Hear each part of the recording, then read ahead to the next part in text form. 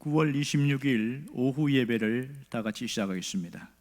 사도신경으로 우리의 신앙을 고백하겠습니다. 전능하사 천지를 만드신 하나님 아버지를 내가 믿사오며 그 외아들 우리 주 예수 그리스도를 믿사오니 이는 성령으로 잉태하사 동정녀 마리아에게 나시고 본디오 빌라도에게 고난을 받으사 십자가에 못 박혀 죽으시고 장사한 지 사흘 만에 죽은 자 가운데서 다시 살아나시며 하늘에 오르사 전능하신 하나님 우편에 앉아 계시다가 저리로서 산자와 죽은 자를 심판하러 오시리라. 성령을 믿사오며 거룩한 공예와 성도가 서로 교통하는 것과 죄를 사하여 주시는 것과 몸이 다시 사는 것과 영원히 사는 것을 믿사옵나이다. 아멘. 찬송가 204장으로 하나님께 영광 돌리겠습니다.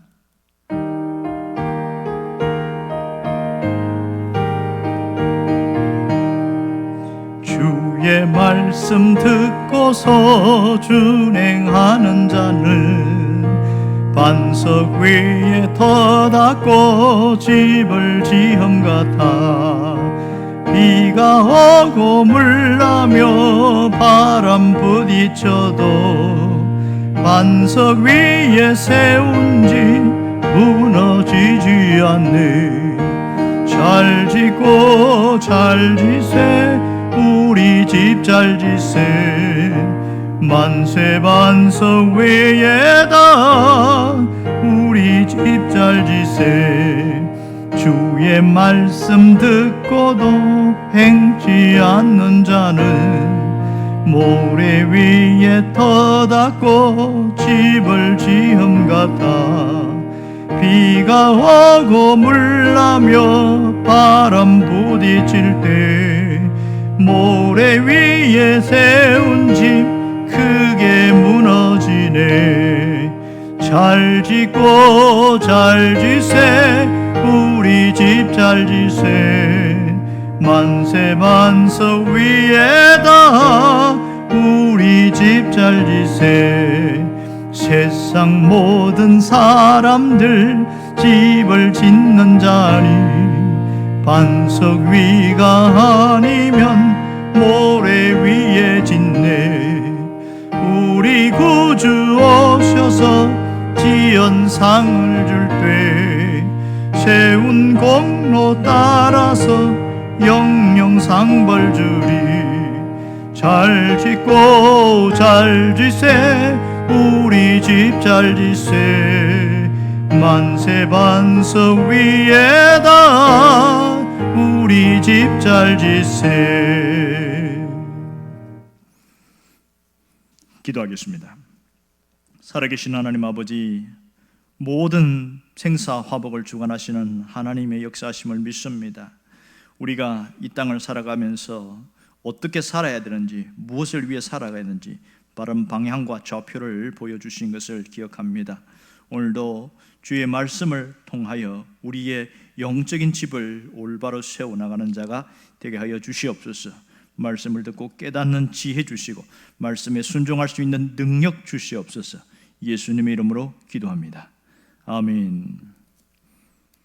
마가복음 4장 10절에서 13절까지 말씀을 다 같이 읽겠습니다.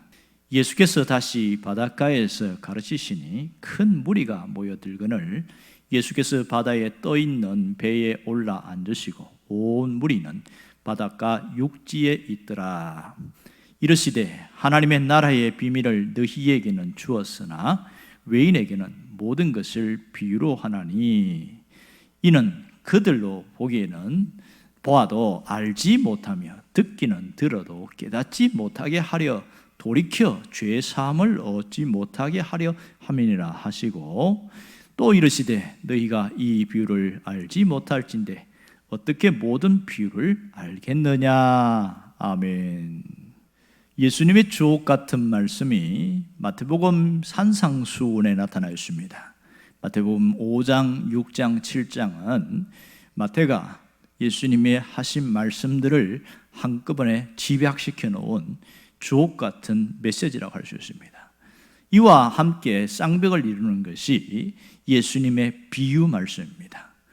예수님께서 오늘 여기에서부터 씨 뿌리는 비유로부터 시작해서 비유가 시작되는데 이 비유는 상당히 깊은 영적 진리를 담고 있는 것을 알 수가 있습니다. 예수님의 비유원에는 특징들이 있는데 이것은 알아들을 수 있는 사람들은 깨닫고 감동을 하지만 듣지 못하는 사람들은 이게 무슨 말인가 하고 실망하는 두 부류로 나누어진다는 게 특징입니다. 왜냐하면 이 예수님이 하신 말씀이 그들에게 받아들이지 않기 때문입니다.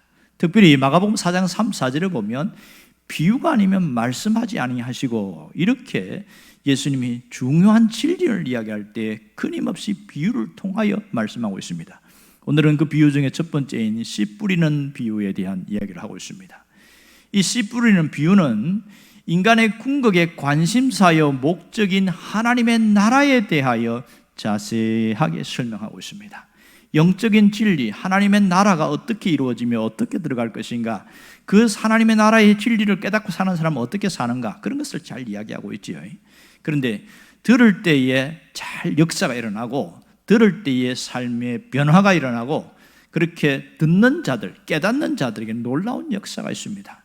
오늘 이것은 말씀을 대하는 태도에 따라서 그 사람의 내일이 달라지는 것을 비유를 통하여 예수님이 말씀하고 있다는 것을 우리가 잘 기억할 수 있습니다. 오늘 10절에는 이렇게 이야기합니다. 예수께서 홀로 계실 때에 함께한 사람들이 12제자와 더불어 그 비유에 대하여 물으니 그랬습니다. 자, 홀로 계실 때, 다 떠나가고 있을 때 12명만 예수님께 좀 더 자세히 풀어주세요. 알 것 같기도 하고 좀 모를 것 같기도 한데 예수님 이 비유가 도대체 무엇입니까? 이러면서 자세히 풀어달라고 이야기하고 있습니다. 우리가 비유에 대해서 이야기할 때 좀 의문점을 갖게 되는 게 하나 있습니다. 왜 굳이 비유로만 하나님의 나라에 대해서 이야기했을까? 비유로만 이 영적인 진리를 설명할까? 그런 의문점을 갖게 되어집니다. 이 비유는 모두가 알아들을 수 있다, 우리는 이렇게 이야기를 합니다. 맞는 얘기지요. 흔히 비유는 모두 이해하고 쉽게 받아들이고 그렇게 알아듣도록 한 것이다. 그건 맞습니다. 그런데 제자들은 다 알아들었는가 하는 겁니다. 만일 예수님이 하신 비유를 100% 알아들었더라면 예수님 좀 자세히 이야기 좀 해주세요, 이런 말을 하지 않았을 겁니다. 그 중에는 그 비유를 알아듣지 못한 제자들이 있었다는 것을 충분히 알 수가 있습니다. 자, 예수님의 비유는 하나님 나라에 대한 비밀을 자세하게 이야기하고 있는데 이것을 듣는 사람도 있고 듣지 못한 사람도 있다는 것이 확연하게 드러나고 있습니다. 그럼 여기서 알아야 되는 것은 비유가 무엇인가 하는 점입니다. 비유가 무슨 뜻일까요? 사전적인 정의를 보면 어떤 현상이나 사물을 직접 설명하지 않고 다른 비슷한 현상이나 사물을 빗대어서 설명하는 것, 이것이 비유다, 이렇게 이야기를 하고 있습니다. 그러면 예수님이 이 비유를 하신 것, 이 목적이 무엇일까요? 오늘 11절에 정확하게 이야기하고 있습니다. 이르시되 하나님의 나라의 비밀을 너희에게는 주었으나 외인에게는 모든 것을 비유로 하나니. 하나님 나라에 대하여 알아들을 수 있는 사람들에게는 개방적이고 열려있고 누구나 그것에 감동하고 감격할 수 있지만 그렇지 않은 사람들에게는 이것을 듣지 않게, 깨닫지 못하게 하겠다, 이런 뜻이 있습니다. 자, 12절에 자세하게 이야기를 하고 있어요. 이는 그들로 보기는 보아도 알아듣지 못하면 듣기는 들어도 깨닫지 못하게 하여 돌이켜 죄 사함을 얻지 못하게 하려 함이라. 자, 비유를 들어도 못 듣는 사람, 깨닫지 못한 사람이 있다는 겁니다. 여기서 중요한 것은 하나님 나라의 비밀의 특징이 있습니다. 하나는 보기는 보아도 못 알아듣는 사람이 있고요, 듣기는 들어도 깨닫지 못한 사람이 있다, 이렇게 이야기합니다. 자, 그렇다면 왜 깨닫지 못할까요? 마음이 닫혀 있기 때문에 그렇습니다. 마음이 굳어 있기 때문에 그렇습니다. 이런 사람들은 비유를 알아듣지 못하더라, 이렇게 말합니다. 지금 예수님께서 비유를 하는 전체의 특징을 보면 특징이 있는데 어떤 가공한 그런 인위적으로 만들어낸 이야기가 아니라 사람들이 살고 있는 생활 속에서 일어나는 누구나 접할 수 있는 그런 이야기들을 자연스럽게 끌어내는 것을 볼 수 있습니다. 오늘 씨 뿌리는 비유는 저 밭에서 농부가 씨 뿌리는 거 보고 이야기를 하고 있고, 그 다음에 등불 비유는 집에서 호롱불 갖다 놓고 이렇게 등불을 켜는 거 가지고 이야기를 하고 있고, 또 어부들이 그물 던지는 거 보고 또 그물 비유도 하고, 이렇게 주변 생활에 있는 거 가지고 아 맞아 그런 거지, 실제 있었던 이야기를 가지고 사람들의 마음을 열고 들을 수 있도록 하더라. 이게 놀라운 특징입니다. 그러니까 예수님의 비유는 이 생생하고 자연스러운 것을 가지고 이렇게 얘기를 합니다. 그런데 예수님의 말씀을 들어오는 사람들 중에는 공부도 좀 하고 배우고 학문적 지식이 있는 사람들이 있어요. 배우고 똑똑한 사람도 있는데, 저분이 굉장한 이야기를 하니까 무슨 얘기하는 거 들어보자, 이런 사람들에게는 상당히 실망할 수 있다는 겁니다. 어떤 지적인 어떤 깨달음, 그런 학문적인 지식이 있거나 뭔가 이 예수님을 통해서 내가 원하고자 하는 목적을 원하는 사람들, 그러니까 정치적인 선동을 원하는 사람들은 절대로 이 말씀에 대해서 깨닫지 못하고 오히려 실망하고 떠나가더라는 겁니다. 정리를 해보면 비유를 통하여 예수님은 두 가지 효과를 기대했다는 것을 알 수가 있지요. 하나는 진리를 알 수 있고 진리를 깨달을 수 있도록 쉽게 재미있게 이야기했다는 겁니다. 그러나 지적인 우월감이나 마음이 교만한 사람들은 깨닫지 못해서 오히려 실망하고 떠나가게 하려는 것이 목적입니다. 정말 이 예수님의 비유는 아주 흥미가 있다는 것이 특징이고 자연스럽습니다. 그러나 여기에는 학문적인 지식은 제어하고 학문적 지식을 이야기하지 않지요. 그리고 정치적인 선동을 하지도 않았습니다. 그러나 이 비유는 굉장히 구체적이에요. 들을 수 있는 귀가 닫힌 사람은 도무지 이해할 수 없는 것이 이 비유의 특징입니다. 세상에 있는 랍비들은 어떻게 가르쳤습니까? 철학적인 지식과 학문적인 지식과 이런 것, 정치적인 선동을 이용하고 그렇게 했지만 주님은 절대로 그렇게 하지 않았다는 겁니다.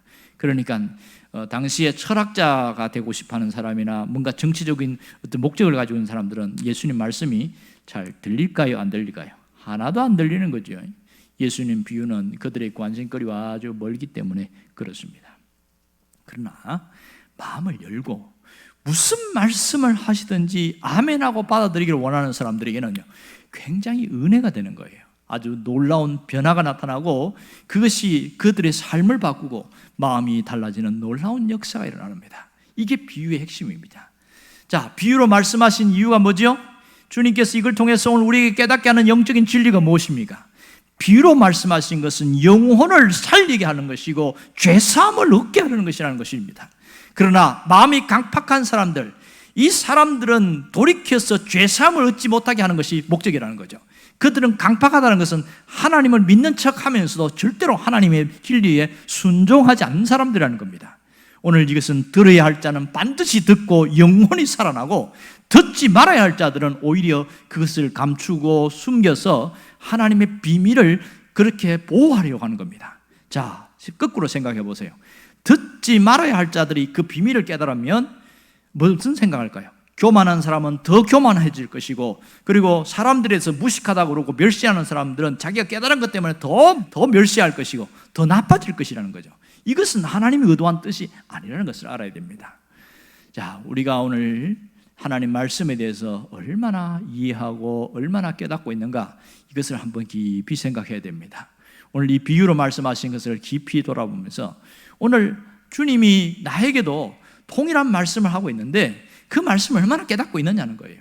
비유 이야기할 때에 흔히 우리가 잘 접하는 유명한 것은 이솝 우화입니다.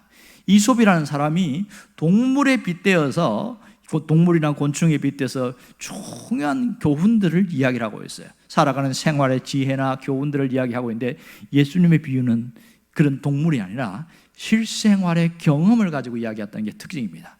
또 하나는 실생활의 경험이지만 그 속에는 엄청난 진리가 담겨 있다. 이것이 놀라운 특징이라고 할 수 있습니다. 당시에 가르치는 자들 중에 랍비들이 있잖아요. 매 주일마다 아니면 평일에 말씀을 가르치고 했는데, 이 랍비들의 가르침, 특히 주일날에는 우리가 말하는 주일이고 그들은 안식일이겠죠. 못 알아들어요. 너무 어려워요. 그러니까 자기들이 깨달은 진리를 난해하고 어렵고 복잡하게 이야기하니까 자기가 똑똑하고 지식이 있구나, 대단하구나, 그런 우월감은 생길지 몰라도 앉아 듣는 사람은 그게 무슨 소리인지 도무지 알아들을 수가 없어서 지루한 거예요. 너무 재미가 없습니다. 어떤 사람은 자기 정치적인 선동을 하기 위해서 하나님의 말씀을 갖고 들이먹이면서 여러분 우리가 일어나야 됩니다, 로마 세력을 뒤엎어야 됩니다, 뭐 이런 소리 하니까 올바로 된 하나님의 말씀을 듣지 못하는 거예요. 문제는 이렇게 선동한 사람들이 책임을 지지 않습니다. 자신은 선동했고 뒤로 빠지고 다른 사람 보내서 희생양으로 보내는 그런 나쁜 짓도 하고 있습니다.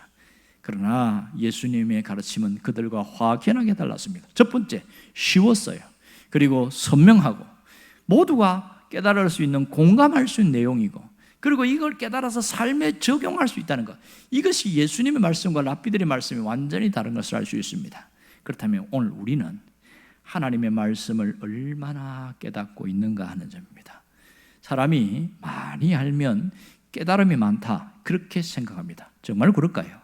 많이 아는 것이 깨달음이 많은 것인가? 절대로 그렇지 않습니다.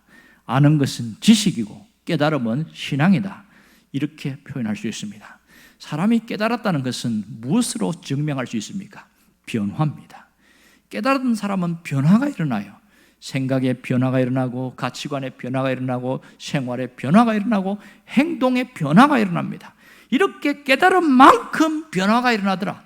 사람이 깨달음의 범위만큼, 깨달음의 크기만큼 변화되더라. 여러분, 우리가 말씀에 깨닫는 크기가 넓어지고 더 많이 깨닫게 해달라고 그렇게 사모하고 기도해야 될 것은, 내가 변할 수 있는 것은 깨달아야 되니까 여러분에게 그런 깨달음이 있기를 주의 이름으로 축원합니다. 그러면 어떻게 해야 이 말씀을 제대로 깨달을 수가 있을까요? 이 많은 것을 아는 것이 중요한 게 아니에요. 아는 것을 뭐라고 그러냐면 정보다, 그렇게 말합니다. 정보가 아니라 영혼의 양식으로 삼아야 이것이 나의 것이 되어집니다. 하나님의 말씀이 지식이 되어지면 아무런 능력이 없습니다. 영혼의 양식으로 새겨야 내 말씀이 되더라는 겁니다. 하나님의 자녀들은, 하나님의 백성들은 영혼의 양식을 먹어야 살아나게 됐습니다. 영혼의 양식을 통해서 하나님의 능력으로, 하나님의 권능으로 살게 되더라는 겁니다. 하나님은 우리가 그냥 성경의 지식을 깨닫는 것이 아니라 그 말씀이 내 영을 살리는 영혼의 양식이 되기를 원하는 겁니다. 정말 똑같은 말씀을 듣는데 어떤 사람은 그것을 지식으로 듣는 사람이 있고, 어떤 사람은 영혼의 양식으로 알아듣는 사람이 있어요. 여러분은 어떤 사람이냐는 거죠. 하나님의 말씀이 나를 살리는 영혼의 양식이 되기를 바랍니다. 믿음을 가진 사람, 믿음의 사람은요, 하나님의 나라의 비밀을 깨닫게 해주셔요. 아, 내가 몰랐는데 이거구나, 이렇게 깨닫게 해주셔요. 오늘 성경에 보니까 하나님의 나라의 비밀은 너희에게 주었으나, 이걸 믿음으로 받아들여야 됩니다. 하나님 나라의 비밀을 나에게 깨닫게 해주셨구나, 이걸 알아야 돼요. 놀라운 일이 있는데요, 제가 오래전에 있는 이야기인데, 시골에서 할머니가 예수를 늦게 믿었어요. 그런데 이분은 한 번도 글자를 배운 적이 없어요. 한글을 몰라요. 그러니까 예배당에 나와도 찬송을 못 부르는 거예요. 찬송이 뭐 글자가 다 한글을 모르니까, 성경은 더더욱 읽을 수 없고, 근데 어느 시간 지나면서 찬송을 부르는 거예요. 신기해가지고, 아니 이 글자 보입니까? 몰라 그러는 거예요. 어떻게 부르세요? 다른 사람이 부르기를 내가 외웠지 이러는 거예요. 와, 기가 막힌 거예요. 그렇게 해서 찬송을 부르고 하는데, 이분이 얼마나 지났나? 한 어느 해인가 갑자기 성경을 펴놓고 돋보기로 성경을 읽고 있는 거예요. 깜짝 놀란 거예요. 목사님도 놀라고 장로님도 놀라고, 어떻게 이걸 성경을 읽습니까? 그랬더니 글자가 보이는데요? 그러는 거예요.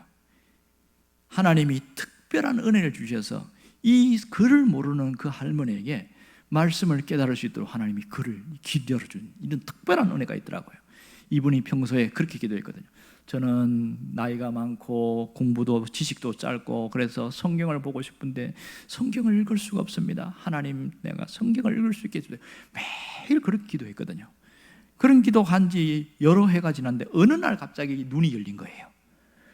그런데 놀라운 거는 성경은 읽는데 다른 책은 못 읽는 거예요. 손주가 가지고 있는 이 국어책, 이 도덕책 몰라요.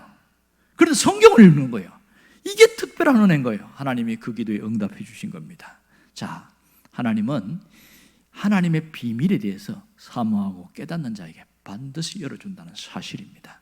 하나님 나라의 비밀은 모두에 있지만 그것은 열어줄 때에 내 것이 되어지더라.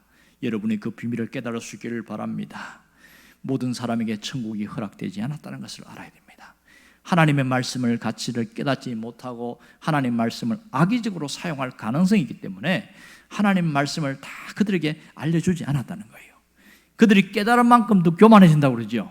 그래서 하나님의 나라는 사모하는 자, 하나님 말씀에 대해서 열려있는 자에게 주십니다. 자, 어떻게 그러면 하나님 나라의 비밀을 잘 깨달을 수 있을까요? 그것은 말씀을 받아들일 수 있는 열린 마음으로 준비되어 있는 자에게 하나님이 깨닫게 해주신다는 겁니다. 공부를 많이 한 자에게 깨닫게 해주는 게 아니고 말씀을 사모하고 말씀을 받아들일 준비가 되어 있는 열린 마음이 있는 자, 이런 사람에게 하나님이 깨닫게 해주십니다. 반대로 아무리 똑똑하고 배운 게 많아도 마음이 준비되지 않은 자에게는 절대로 하나님 나라의 비밀을 깨달을 수가 없는 겁니다.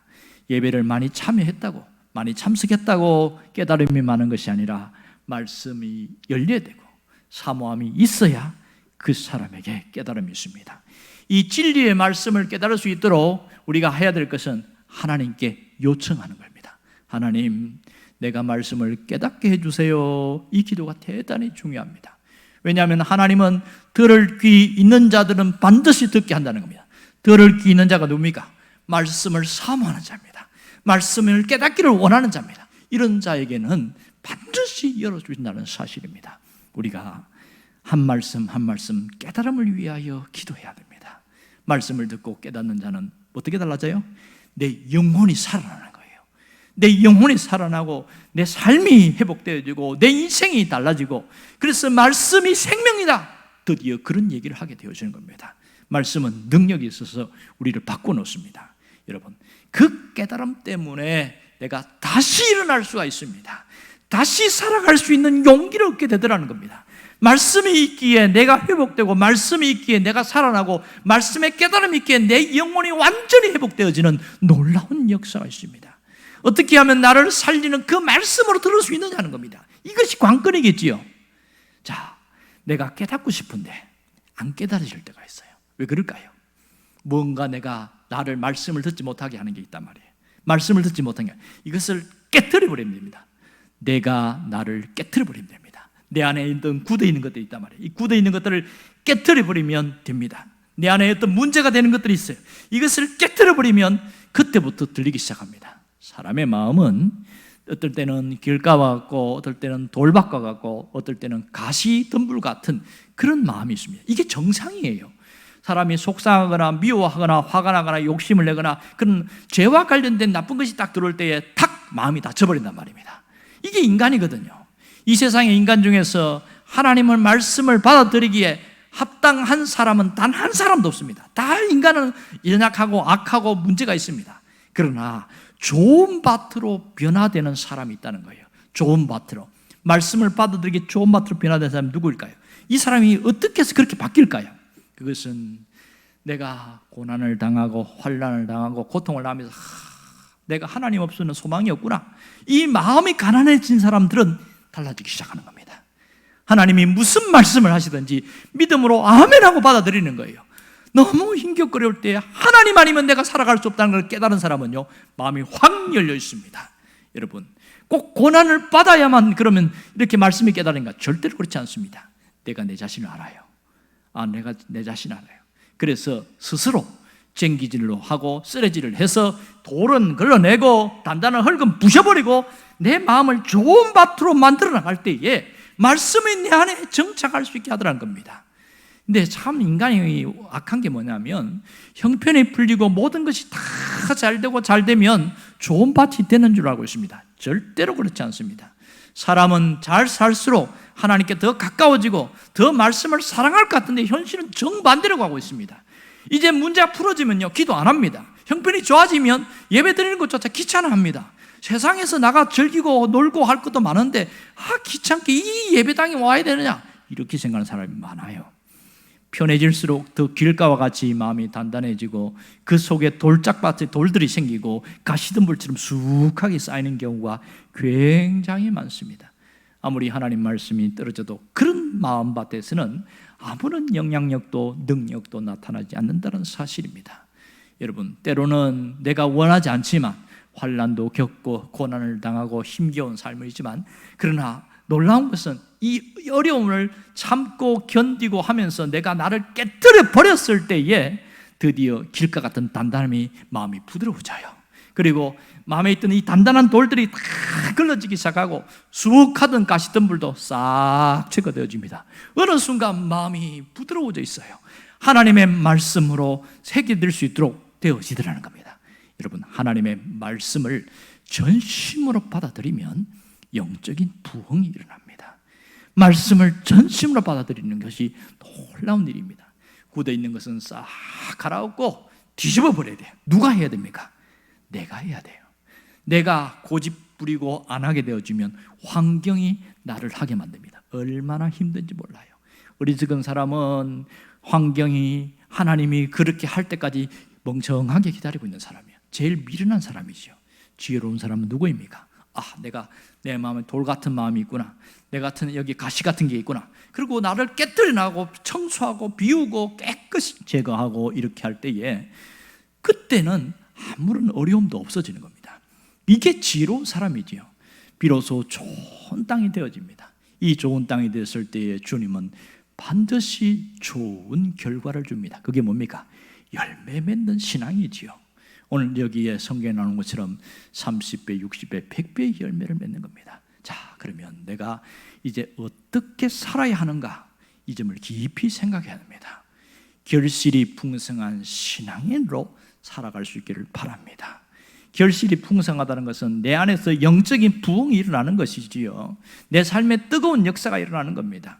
마음밭에 떨어진 말씀이 우리를 회개하고 하고 기도하게 하고 하나님을 전적으로 의지하게 해서 기도의 응답이 이루어지고 기적이 일어나고 많은 사람들이 예수 믿게 되어지고 하는 것이 영적인 부흥입니다. 이게 결실이 풍성한 사람들의 모습입니다. 나를 보고서 하나님은 살아계시는구나, 그걸 믿게 하는 것이지요. 그것이 누구를 통해서? 내 자신을 통하여, 내 삶을 통하여 하나님이 그 일을 하시겠다는 겁니다. 우리가 예배당에 출입하면서 달라질 할 것은 하나님 말씀이 깨달아지게 해주세요. 이 말씀이 열매를 맺게 해주세요. 끊임없이 기도할 수 있기를 바랍니다. 그렇다면 이 땅에 살면서 내가 할 소임을 다 감당하고 주님 앞에 가게 되는 것이지요. 마지막 이렇게 살다가 주님 앞에 간 사람들은 정말로 하나님이 참 수고했다, 잘했다, 착하고 충성된 종아, 이제는 편히 안식해라, 이런 칭찬을 받을 수 있기를 주의 이름으로 축원합니다. 기도하겠습니다.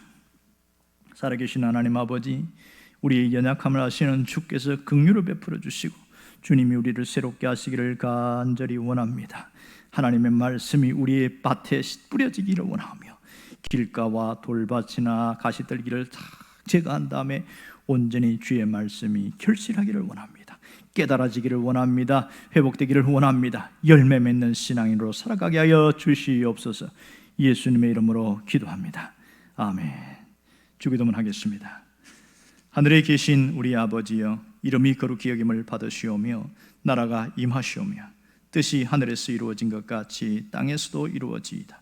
오늘 우리에게 일용할 양식을 주시옵고 우리가 우리에게 죄 지은 자를 사하여 준 것 같이 우리 죄를 사하여 주시옵고 우리를 시험에 들게 하지 마시옵고 다만 악에서 구하시옵소서. 나라와 권세와 영광이 아버지께 영원히 있사옵나이다. 아멘.